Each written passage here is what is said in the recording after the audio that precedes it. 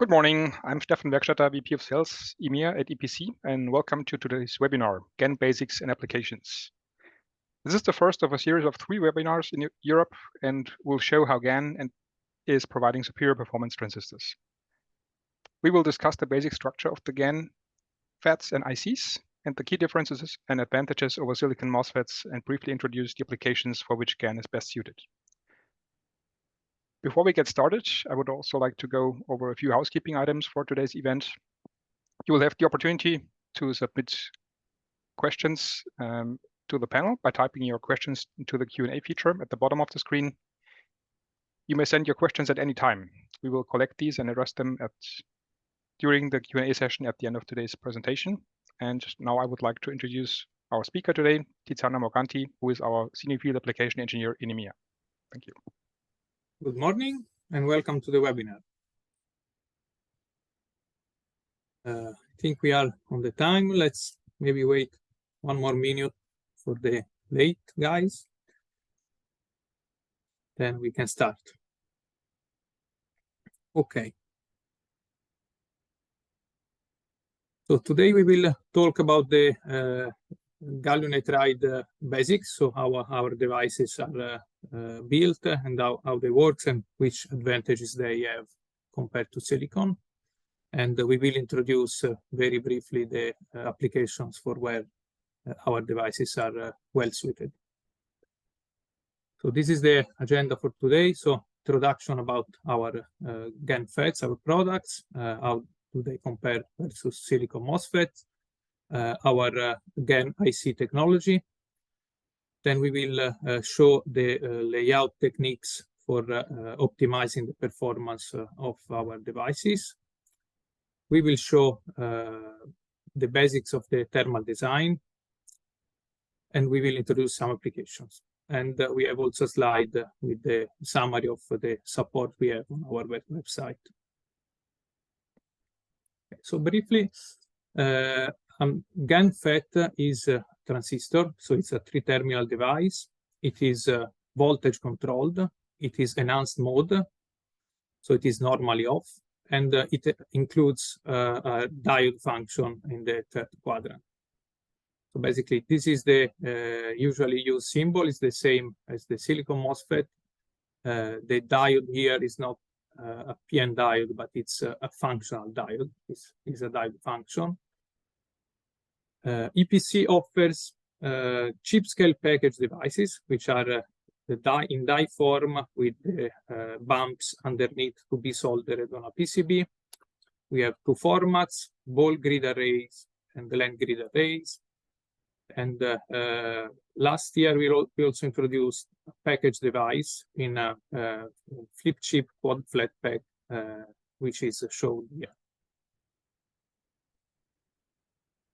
Why GaN? GaN is a wide bandgap semiconductor. The bandgap energy is much greater than silicon, is compared with silicon carbide. Critical field is also more than 10 times the critical field of silicon. It has good electromobility, good thermal conductivity, and those parameters lead to the following derivation of the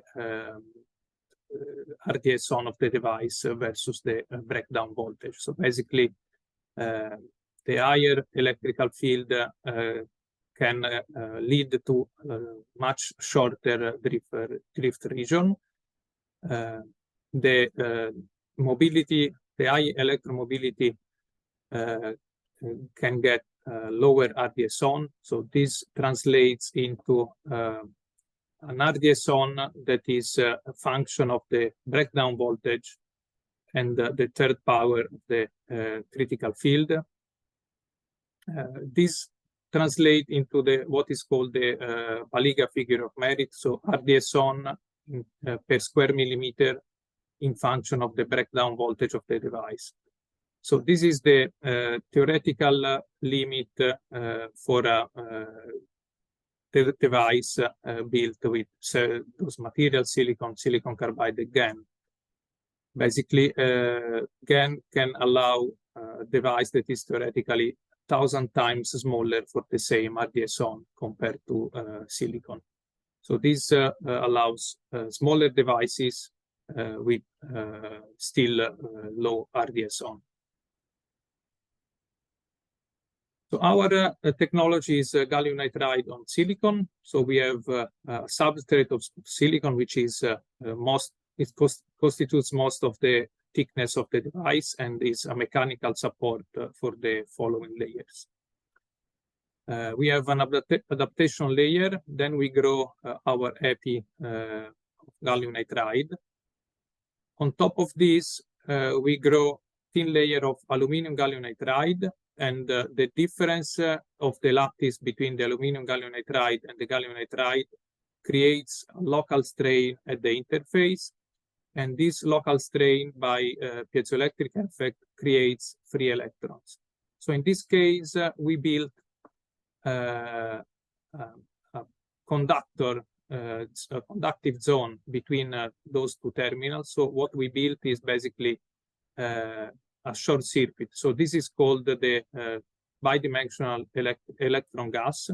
It's a thin layer of high mobility electrons that can conduct current between two terminals.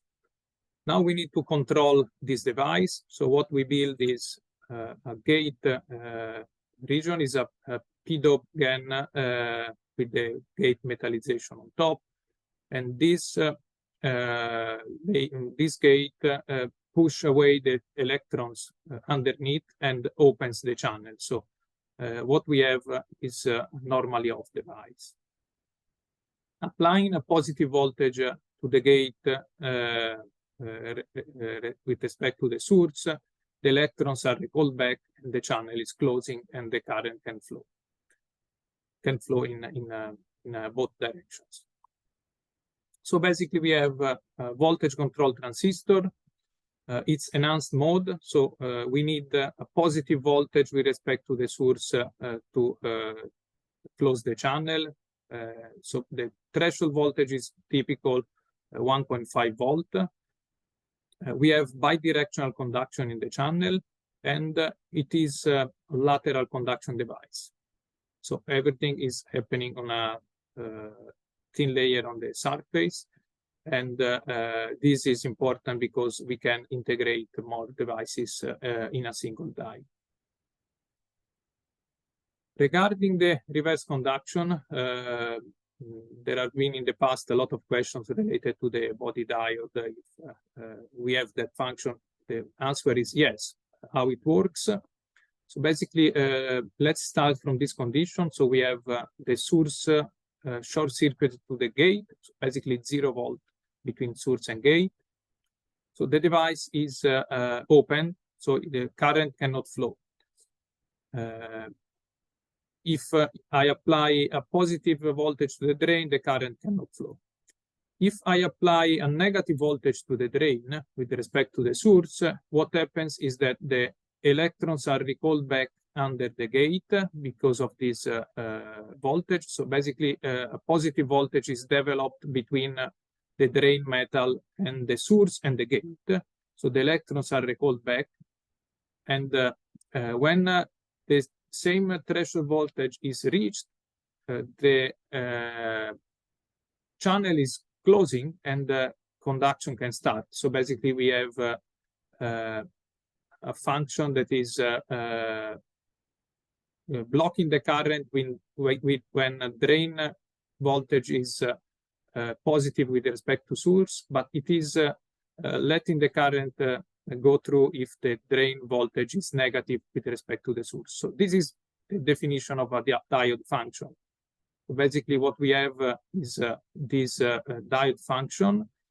It is not using any PN diode. We have no parasitic PN junction in our devices. It's using the same conduction mechanism as the transistor itself.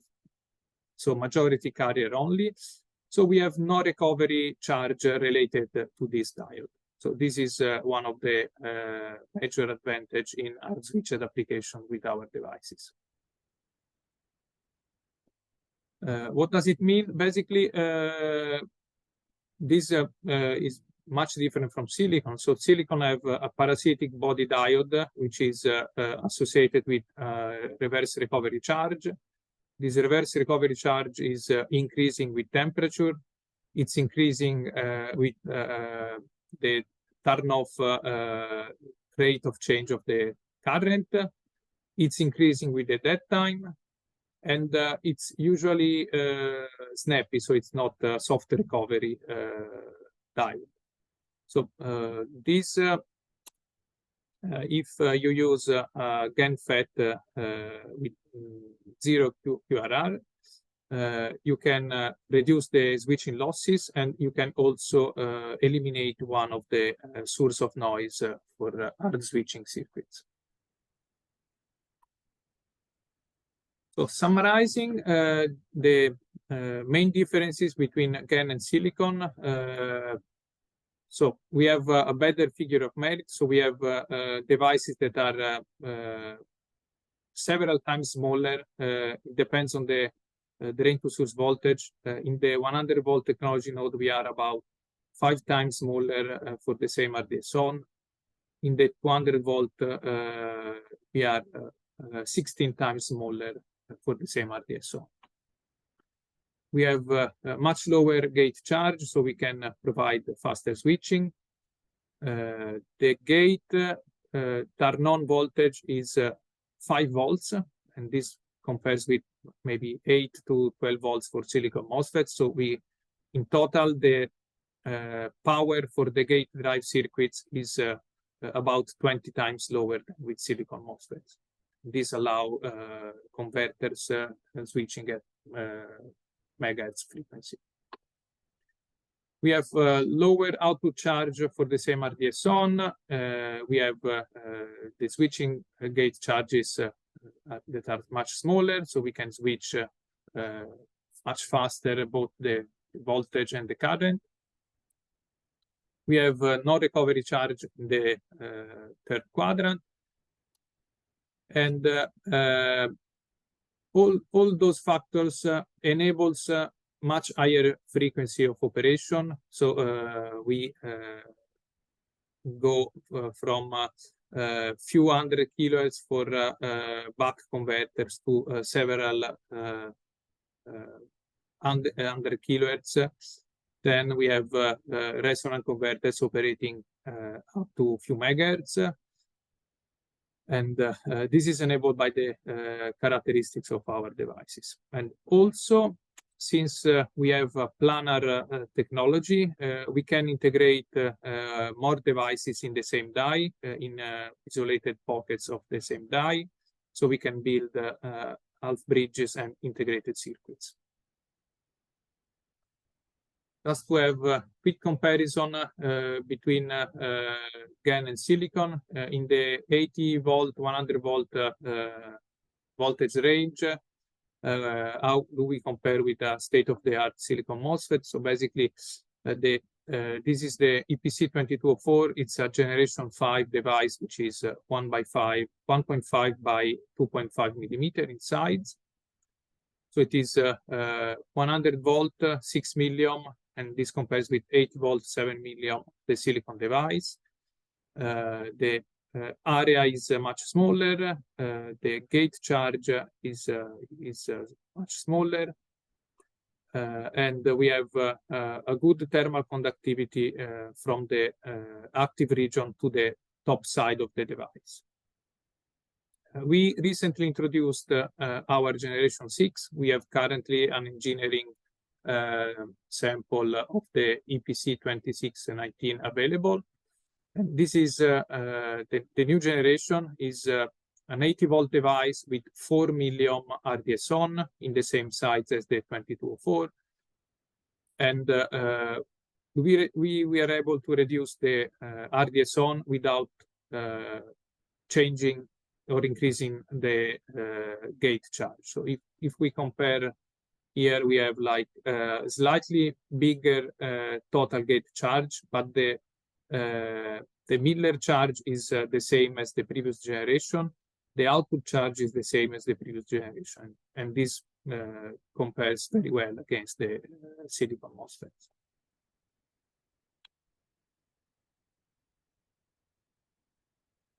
Then we have in the 200 volt voltage range, we have even better performance compared to silicon. So, an example, we have this 200 volt 9 milliohm typical RDS-on.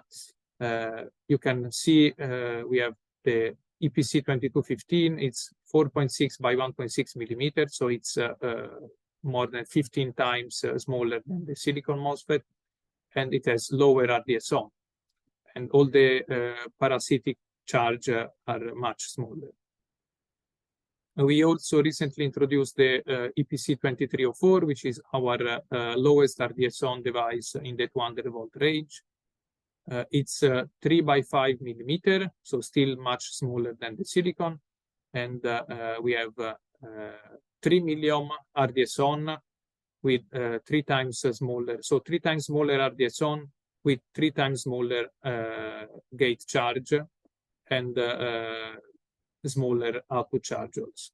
And all of these comes with no reverse recovery, and so this enables higher switching frequency.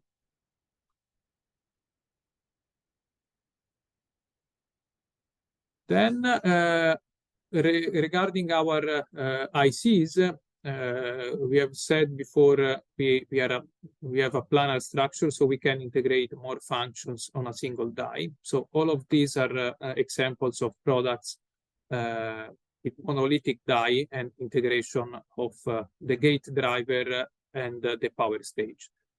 So this is a low side switch with integrated driver, is mainly dedicated to LiDAR applications. But then we have also half bridges with integrated driver, with level shift and synchronous bootstrap rectifier. And what's the advantage? Basically, we have no parasitics in the gate driving loop. So basically no or near zero common source inductance. We have the gate driver, which is optimized and matched to the power FETs. And in the half bridges, we have thermal balancing. So if one of the two FETs gets higher power dissipation, it is still sharing the same die as the other FET, so the temperature will equalize between the two FETs. Okay. So let's and another point, yes, it's the layout is generally easier with the integrated circuits. So the package has been developed with the optimal layout in mind, and this makes the layout easier. So let's have a look to some thing that we need to consider when designing with GaN FETs. So basically, we can achieve much faster switching, so 5 to 10 times faster than silicon, but this requires care in the layout. So we need to implement a low parasitic layout.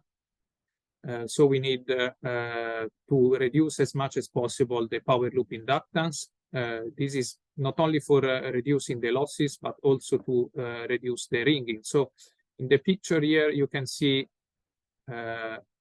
classical vertical loop layout with silicon MOSFETs.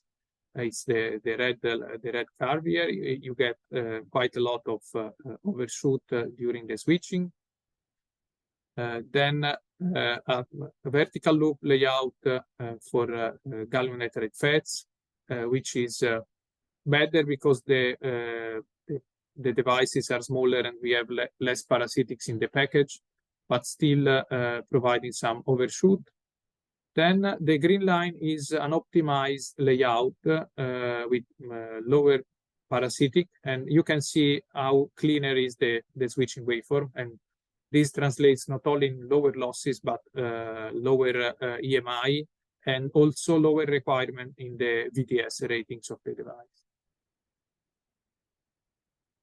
So what can get to a good layout?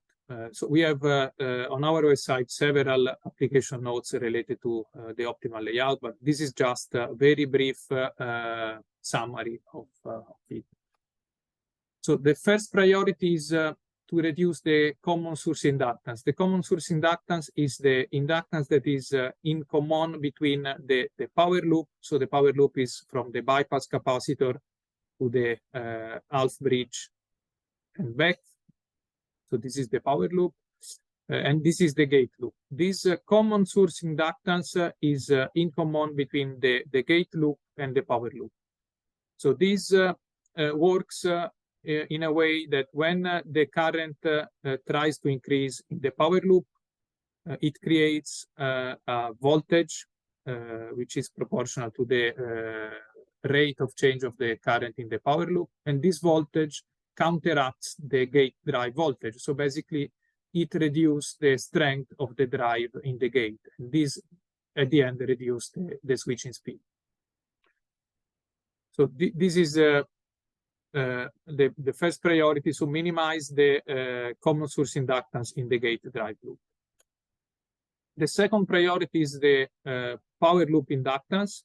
So you need to reduce the power loop inductance, as said before, to reduce the overshoot and reduce the EMI and losses. And then the last priority is the gate loop inductance. This is a little bit more forgiving, but it needs to be a good layout also for the gate. So basically, we have the turn-on path is from the bypass capacitor of the gate drive to the I side of the gate drive through the gate drive resistor, gate, source, and back to the bypass capacitor. The turn-off path is shorter, so it doesn't include the bypass capacitor. So it's from the source, the connection of the gate driver low side, then the gate resistor and the gate of the GaN FET.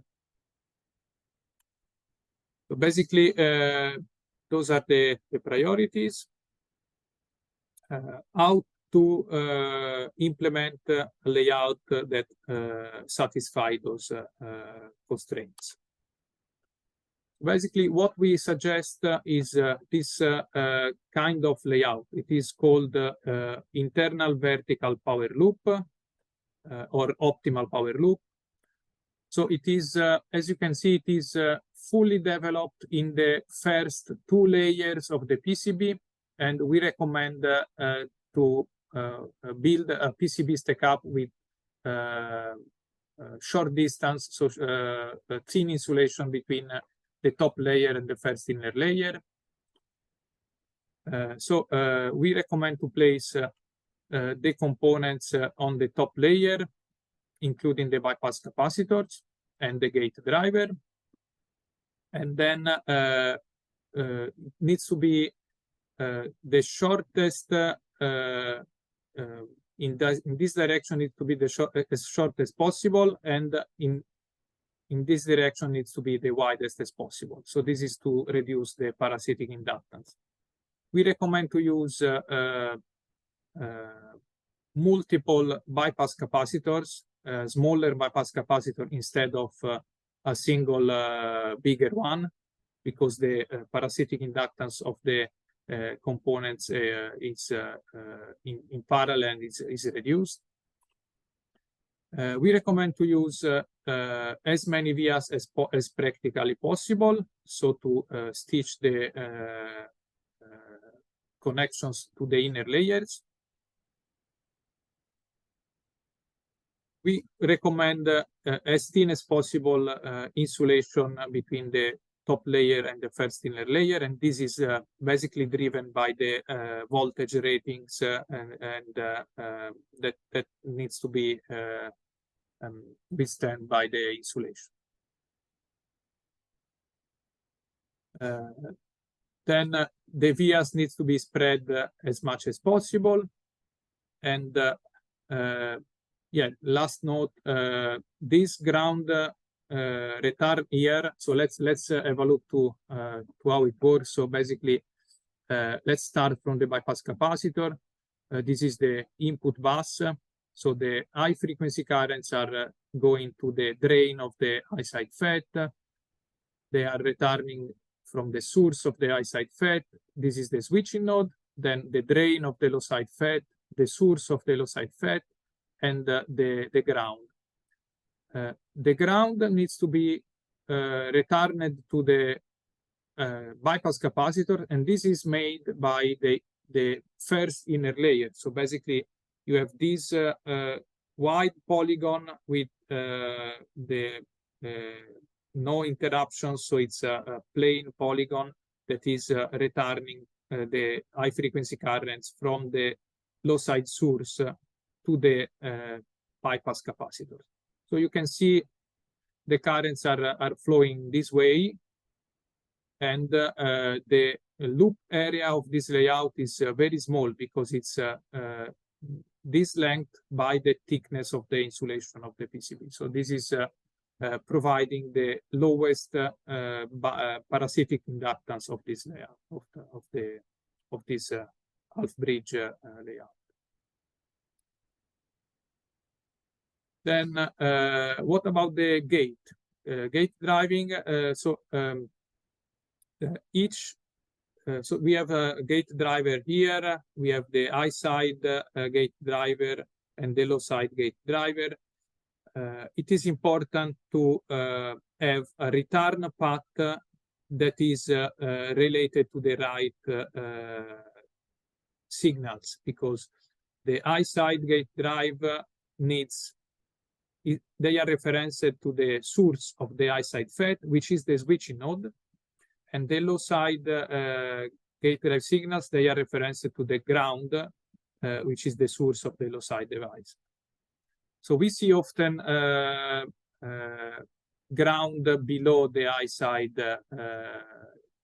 gate driving tracks or components. So this needs to be fixed. So basically, what we recommend is the gate signals routed orthogonal to the power loops currents. So basically, the power loop currents are vertical in this picture.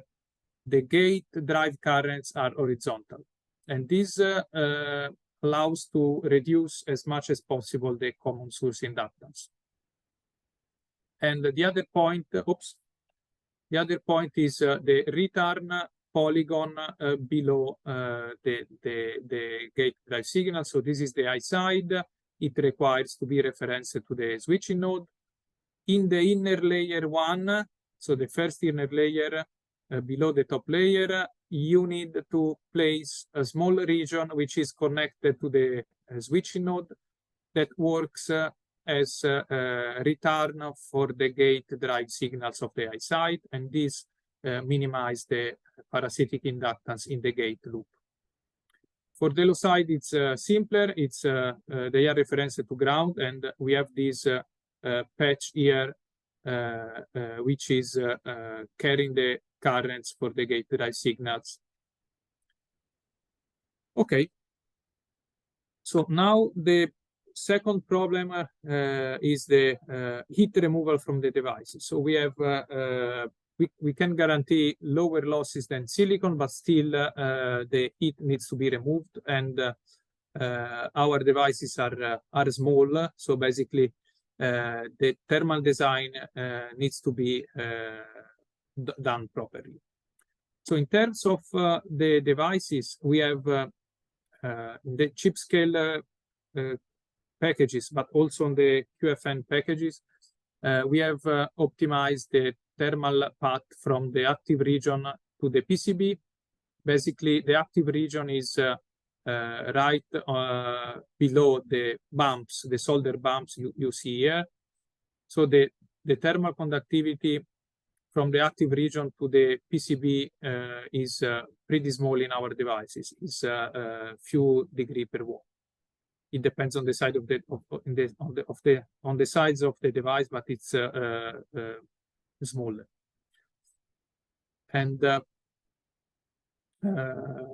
The other way we have to dissipate the heat is from the top side. So we have an exposed die on the top side in all of our devices. Of course, the chip scale package ones, but also the QFN have exposed die on top. So the top side is also a very good path for removing the heat. And in example, we have thermal resistance from the active region to the top side of 1 degree per watt and lower. The silicon substrate is a very good thermal conductor. Conductivity is close to the conductivity of aluminum, thermal conductivity. So it's really helping to get out the heat from the top side of the device. So this to say our small devices can be cooled accordingly to the application. You need to use simple methods to optimize the cooling. And the top side of the device can be used for implementing a very effective thermal management of the device. So what we recommend is a 6-side cooling, or at least it is possible to cool the device on the 6 sides. So basically, on the bottom side, you have cooling through the PCB. So the effort here needs to be on the PCB itself. So provide vias and copper planes to spread the heat horizontally and through the thickness of the PCB. On the top side, you can implement a solution like the one shown in the picture. So you have a mechanical assembly which leaves a thin gap between the top of the FET and the heatsink or heat spreader. And this gap needs to be filled with a thermal interface material, usually a soft gap pad. And this is the most effective way to remove heat. For the smaller devices, it is also effective to use the sides of the devices. So the thickness of the device here is about ½ millimeter. So especially the smaller devices, they have more surface on the sides than on the top. So it's helping to have a region that is filled with thermal gap filler to allow the heat to be extracted also from the sides of the devices.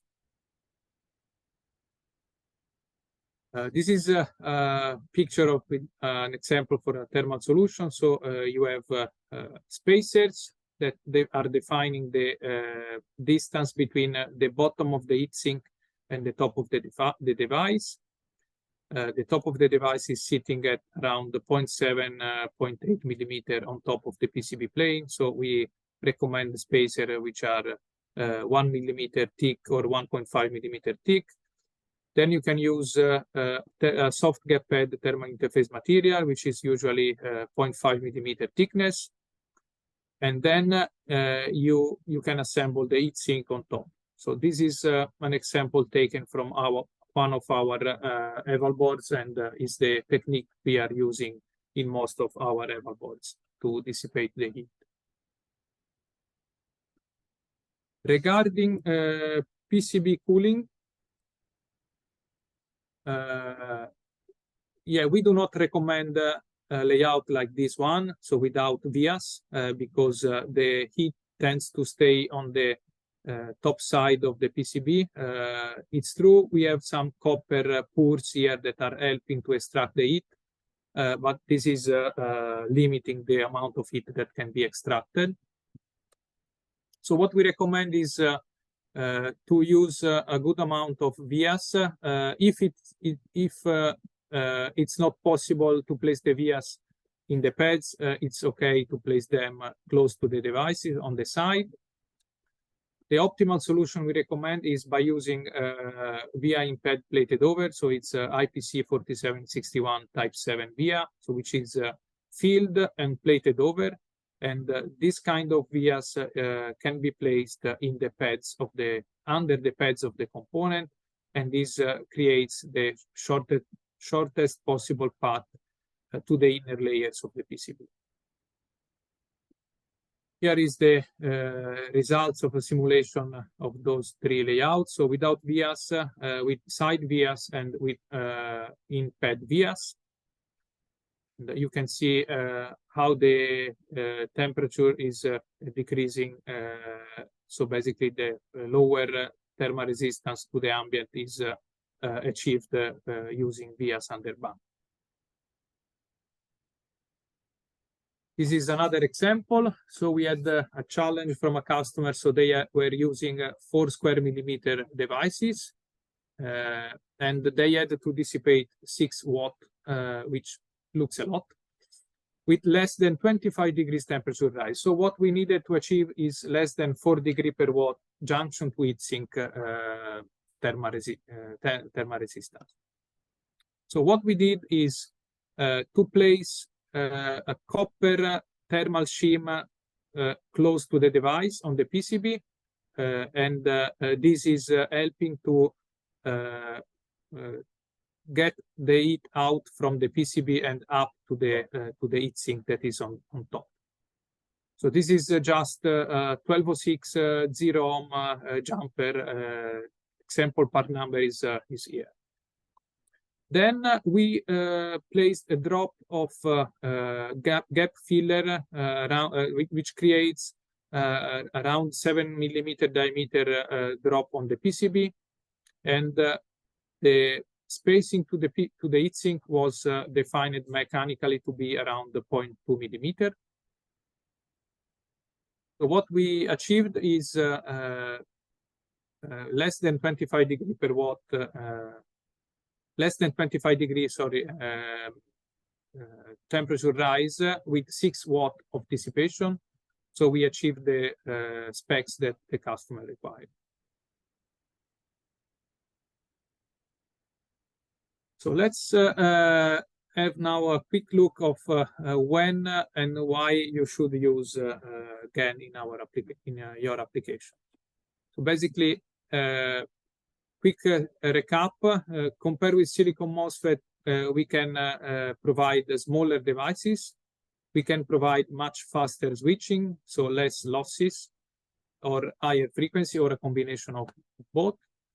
And this is due to the higher switching speed, the lower parasitics layout that we can achieve with our devices. We have no reverse recovery losses in the diode function. We have lower output capacitance losses, so we can achieve higher switching frequency. At system level, if you consider the smaller magnetics and the smaller heat sinks you can use due to these lower losses, there are applications where we can achieve a lower cost at system level. So the full bill of material is lower than a comparable silicon solution. We have good reliability of our devices, and in terms of the device, it has been shown it is more reliable than silicon. We miss several of the failure modes of the silicon MOSFETs, like we have no parasitic NPN. We have no latch up of our devices. We can control the turn off of the current up to basically short circuit current. And then we can also integrate more devices in the same die. So we have these monolithic IC solutions that can achieve a smaller overall solution, because we integrate also the gate driver. And we can also parallel several devices to achieve higher current levels. So when should you use GaN for your application? So if your requirements are high power density, so very compact solution, light solution, if you are trying to achieve higher efficiency, if you need to switch at very high frequency, so megahertz switching frequency, if you need nanosecond or less switching time. So in example, we have pulse application in LiDAR systems, or if you are looking for radiation tolerant solution. So gallium nitride devices are inherently radiation tolerant. We have also special series, which is the 7000 series, which is developed and optimized and fully tested for radiation tolerance. So what are the main applications? DC-DCs, it's one of the most common application of our devices. We can achieve high performance buck or boost converters. This finds application in solar optimizers, microinverters. It's used also in computing and data center power supplies. So for example, this picture here, we have intermediate bus converter. It's a resonant design, 48 to 12 volt, 800 watts with very small footprint, 24 by 18 millimeters. And also in synchronous rectification, we are starting to see some interest because we can achieve lower losses than silicon in this application. Motor drives is another application that is coming.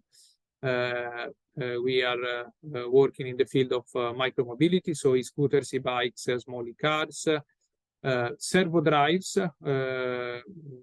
so robots, automation, and this is mainly because we can achieve a higher PWM frequency, and this helps to achieve a better control loop on the servo drive.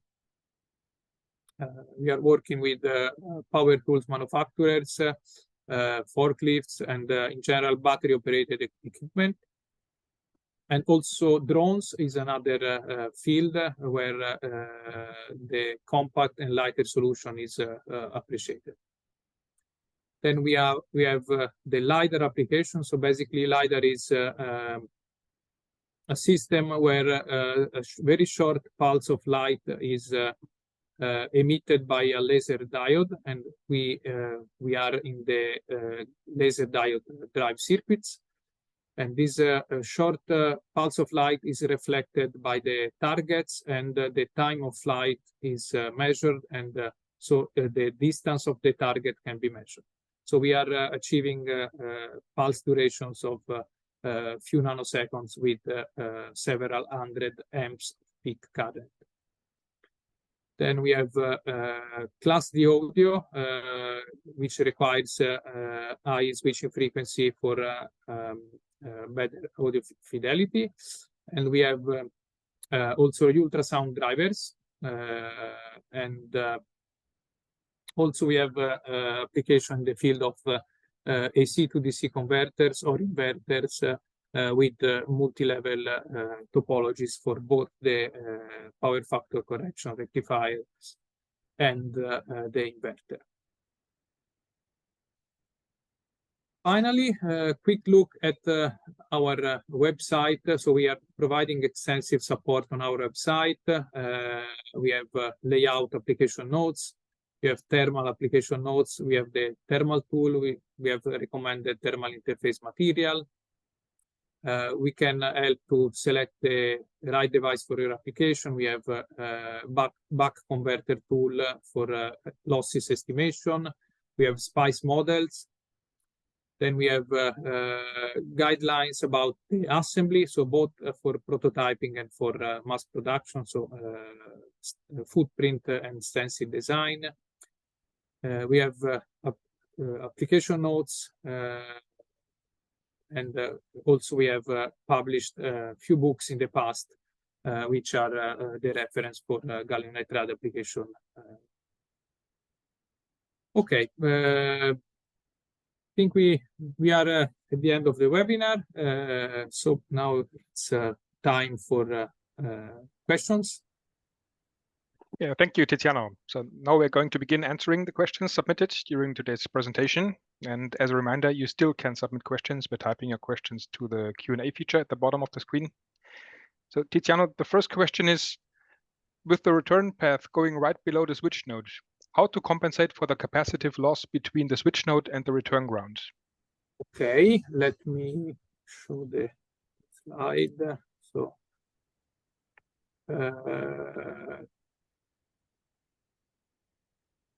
this one. Okay, so basically the concern is this polygon here, which is facing the ground retard.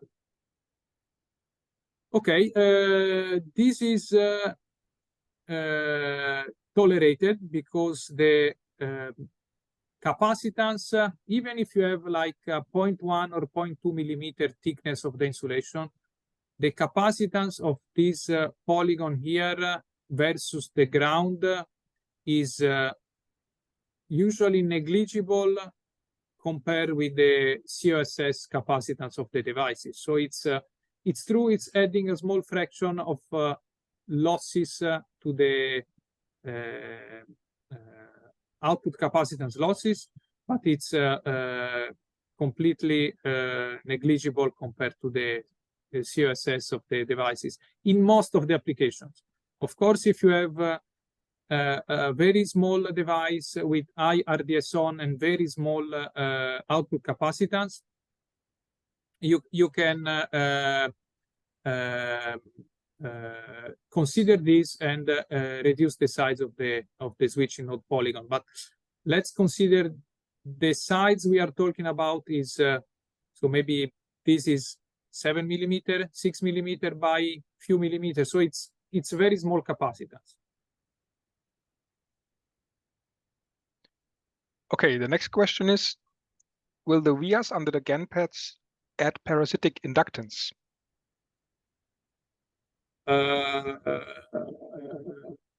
Okay.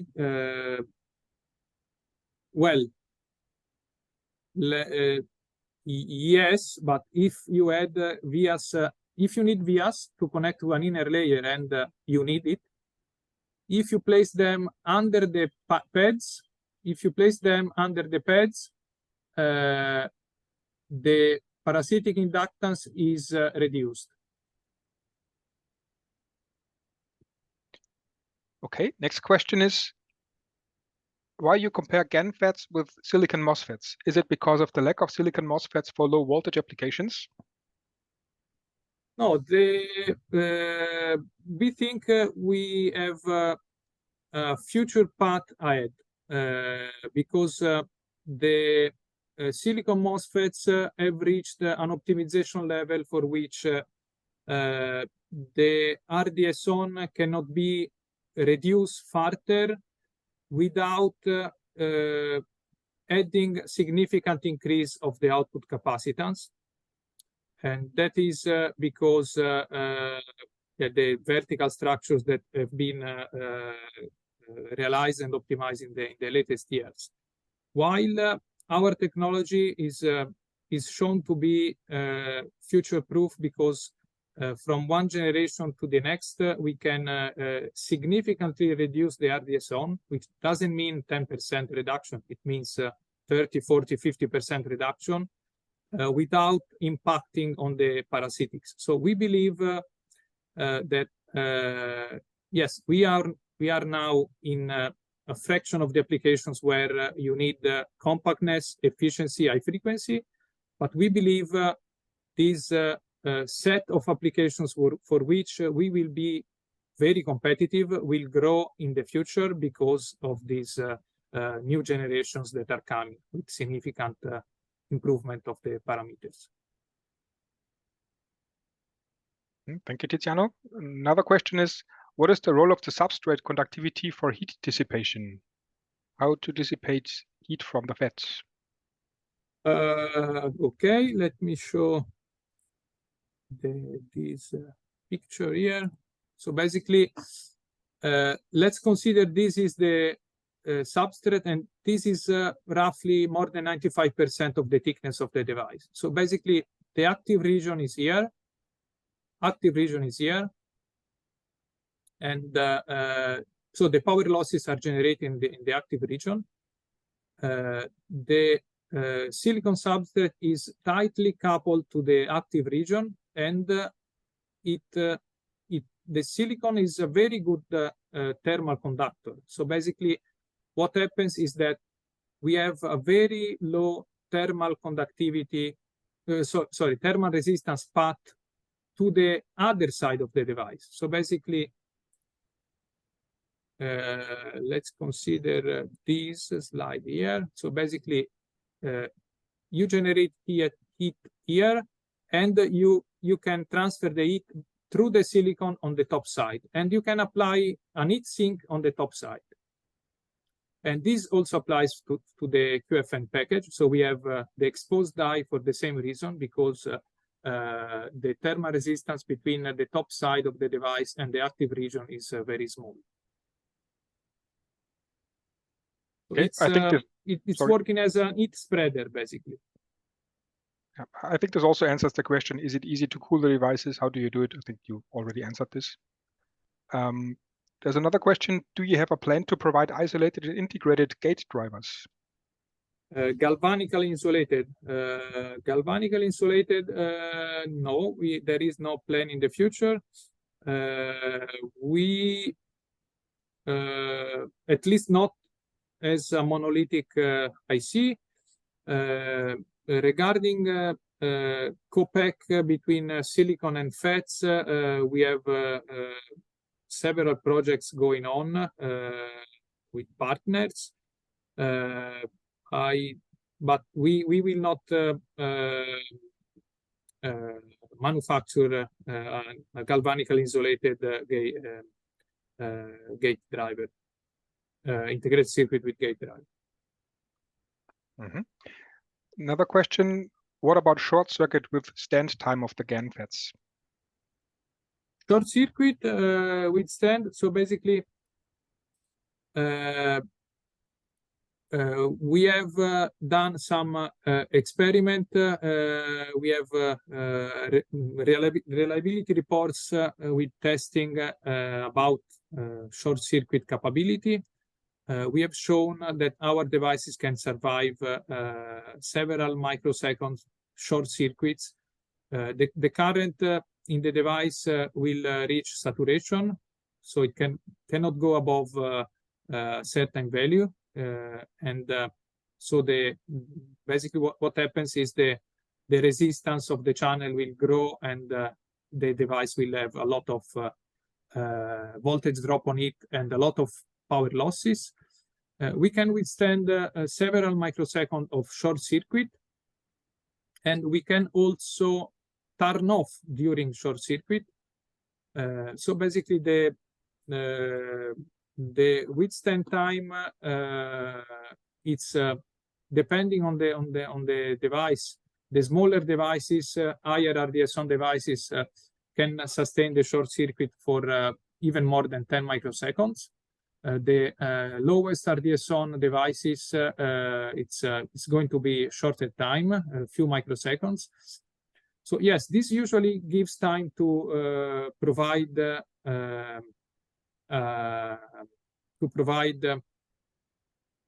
protection on the circuit, but it needs to be in less than a few microseconds, the protection activation. But yes, we can withstand a short circuit for a few microseconds. Another question, can we get benefit at 20 kilohertz motor drive applications? 20 kilohertz is considered to be borderline. We have advantages in terms of compactness. We can reduce the that time. So there is some advantage also at 20 kilohertz. Of course, the higher the frequency, the bigger the advantage you will see compared to silicon. But still, at 20 kilohertz, we can achieve a better waveform on the phase current because of the shorter dead time, and we can achieve a reduction of the recovery. The diode recovery currents, body diode recovery currents related issues like EMI. Yes, but usually we get higher benefits at higher frequency. Thank you. What is the final passivation layer after top metal layer of the device? The top layer. Can you repeat the question, Stefan? Sorry. What is the final passivation layer after the top metal layer of the device? So it's the polyimide. The top metal layer. Is so the metal layers are on the bottom of the device. Okay. So this yellow protection layer is a polyimide. Yes. Maybe just to complete on the other side. On the other side is, I think it's just the blue one was silicon nitride, but in the latest devices, the one that appears gray, it's just oxidized silicon. There was one question. Can you go back to the devices bidirectional blocking voltage and bidirectional conduction?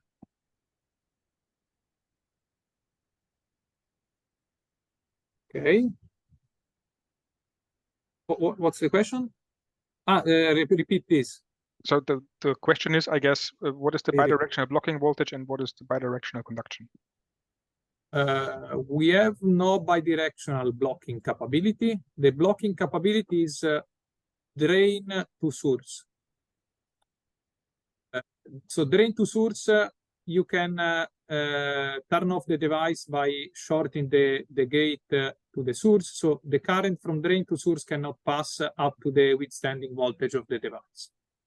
While if you reverse the voltage, so if you make the source positive with respect to the drain, you will reach the threshold voltage, which is around 1.5 volts, and then the device will start conducting. So we will have this diode function.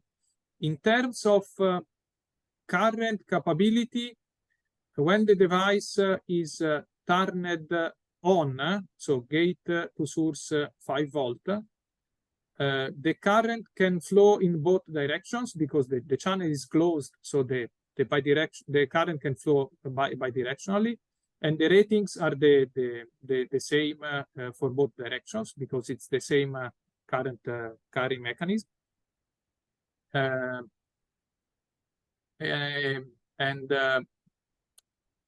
If the gate to source is 0 volt, so the device is in the blocking state. In the reverse mode, the current carrying capability for short time is the same as the direct current capability when the device is turned on. But you need to consider the drop on the device is above 1.5 volt. Is usually with the nominal current of the device is 2.5 up to 3 volts. So basically the power loss in the reverse conduction mode is much higher. So that's why we recommend to reduce as much as possible that time in switching application to reduce these losses in the diode function. Okay, thank you. So we have 1 minute left. I think this brings us to the end, so we can address the remaining questions after the presentation. So thanks, Tiziano, and also thanks for everybody to attending to this webinar. If you Thank did you. not have a chance to ask your question, if we did not have a chance to answer your question, we will reach out to you. And if there are any other questions, please send them to info@epc-co.com. You will also receive a follow-up email within 24 to 48 hours with the link to the recording. And our next European webinar on ultra-compact DC-DC converters with GaN is scheduled for the 25th of October at 10 a.m. Central European time. And you can also register for this one on our website.